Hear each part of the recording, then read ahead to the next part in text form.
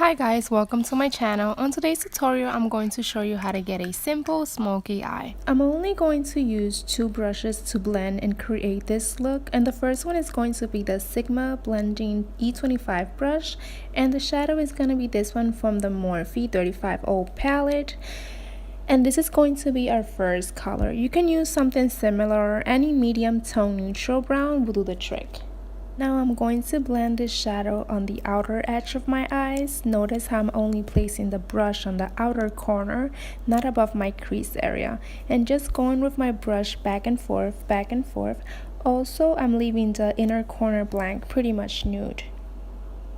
I'm making sure that everything is blended before I move to the next step. Also notice how I'm just blending on the outer corner and I'm not lifting my brush. I'm just keeping my brush in one place, blending on circular motions. Now moving on to the next step, I'm going to use this brush. This is the Sigma Taper Blending E45 brush, and this is a great brush just for a more color payoff.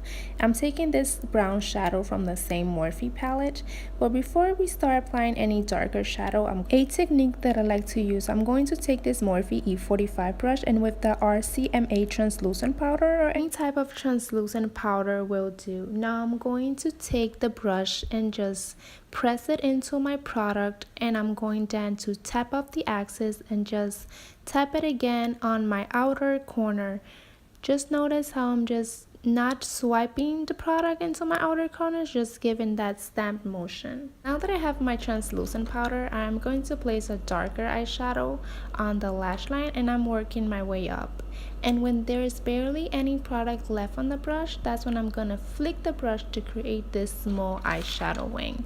Now going back with my E25 brush, I am going to blend again, just making sure that everything is blended together, and that's the best way to achieve a smoky look. Just keep using this technique, just going back and forth with the brushes with no product left on the brush, just making sure that everything is blended together. And I'm gonna show you a small video of the other eye so you guys can have a better view. I wanted to share some fun facts about me, and one of them is that I recently started wearing makeup probably a year and a half ago, and the reason that I'm sharing this video is because I just don't want to go through this journey alone. If you guys have any feedbacks or any other techniques on how to apply makeup, you can just comment down below. Also, I'm fluent in both English and Spanish, so if you guys want to see maybe a tutorial in Spanish, you can also comment down below, and I'll be more than happy to do that for you guys. Now I'm going to apply more of that translucent powder under my eyes, and it's because I'm going to use a matte black shadow. So this is a great technique if you get any shadow fallouts under your eyes or under your cheeks. It will be easier to swipe away and clean. I'm taking the small brush and I'm applying the darkest shadow on the Morphe palette and just applying it on the lash line. You can use any other black shadow, make sure that it's matte. And again, I'm going back and forth creating a small wing. So we are just packing more color to give it a more intense look. I'm also using the smallest amount of product. So if you're going for a night out, it's okay to add more color or a darker shadow.